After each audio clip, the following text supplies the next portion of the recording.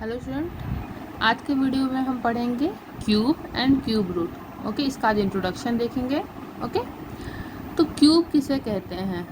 Last हमने पढ़ा था स्क्वायर या फिर स्क्वायर रूट।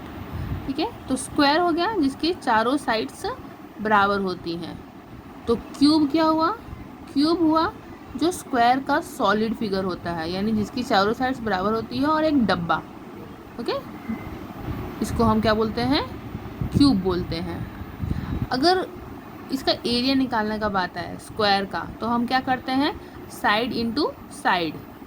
ओके, उसी तरह से अगर क्यूब का एरिया निकालने की बात आए, अगर क्यूब का हमें एरिया निकालना है तो हम इसको करते हैं साइड इंटू यानी लंबाई गुने ऊंचाई गुने चौड़ाई, लेंथ ब्रेथ और साइड, यानी इसकी 3 साइड होती हैं तो हम इसको 3 बार गुना करते हैं।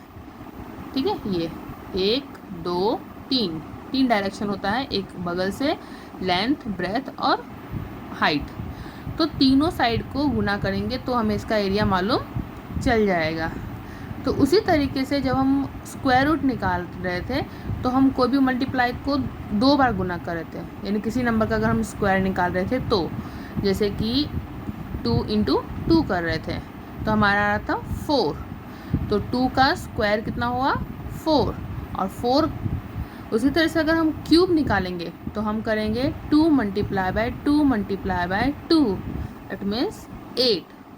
ठीक है, तो इसका जो लिखने का तरीका होता है, 2 का स्क्वायर लिख रहे थे किस तरह से कि हमें 2 का स्क्वायर निकालना है, उसी तरीके से अगर हम क्यूब निकालेंगे तो हम लिखेंगे 2 का क्यूब निकालना, यानी पावर 3 लिखेंगे। ओके, इसी तरीके से जब हम स्क्वायर रूट लिख रहे थे तो क्या लिख रहे थे?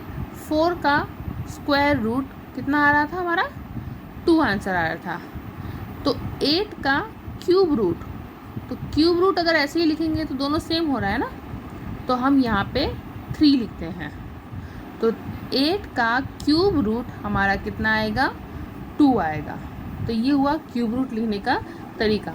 स्क्वायर में हम यहाँ पे 2 नहीं लिखते हैं, लेकिन क्यूब में हम यहाँ पे 3 लिखते हैं। ठीक है, और क्यूब रूट निकालने का तरीका, जैसे हम 4 किसका स्क्वायर रूट है, अगर ये कोई बड़ा नंबर रहता है तो हम क्या करते हैं? इसका अभाज्य गुणनखंड निकालते हैं। 2 इंटू 2, 2 1 जा 2, यानी कि ये क्या आया? 2 इंटू 2 का स्क्वायर रूट, इसमें 2 का ग्रुप बनता है। उसी तरीके से क्यूब रूट में हम उसका 8 का जो है अभाज्य गुणनखंड निकालेंगे और ये हमारा आएगा 3 टाइम 2, यानी 2 मल्टीप्लाई बाय 2 मल्टीप्लाई बाय 2। और इसमें हमारा 3 का ग्रुप बनता है। जैसे हम स्क्वायर रूट निकालते समय 2 का ग्रुप बना रहे थे, क्यूब रूट निकालते समय 3 नंबर का ग्रुप बनाते हैं। 3 यानी एक टाइम आया 2 तो 2 लिखेंगे। एक और एग्जांपल देख लेते हैं।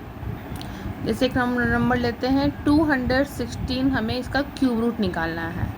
ठीक है, तो पहले हम क्या करेंगे? इसका अभाज्य गुणनखंड निकालेंगे। तो 216 का अभाज्य गुणन निकालते समय सबसे पहला नंबर क्या है? 2 से अगर ये डिवाइड हो जाएगा तो हम करेंगे कंटिन्यू।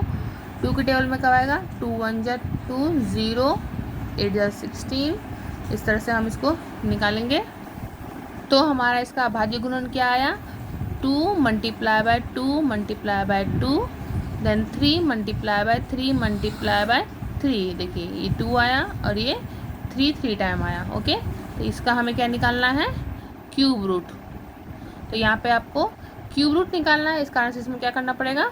3 का ग्रुप बनाना पड़ेगा।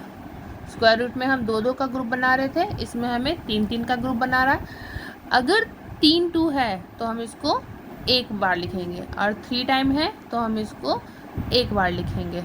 ओके, अगर ये 2 टाइम रहता या 1 टाइम रहता तो वो क्यूब रूट अंदर में ही रहता। ओके, तो 3 2 जा कितना आया? 6, यानी ये 6 का 206 का क्यूब रूट कितना आया? 6 आया। ठीक है, और अगर ये ग्रुप पूरा कंप्लीट नहीं होता, यानी यहाँ पे मान लीजिए यहाँ पे एक और नंबर आ गया 5 आ गया, और ये 3 टाइम नहीं है, 1 टाइम ही है या फिर 2 टाइम ही है। ठीक है, तो हम उसको पूर्ण घन नहीं कहेंगे, यानी वो परफेक्ट क्यूब नहीं रहेगा। अगर 3 का ग्रुप बन रहा है तो ही परफेक्ट क्यूब बनेगा, नहीं तो नहीं रहेगा। इसको पूर्ण घन भी बोलते हैं, परफेक्ट क्यूब को क्या बोलते हैं, पूर्ण घन। Okay, thank you.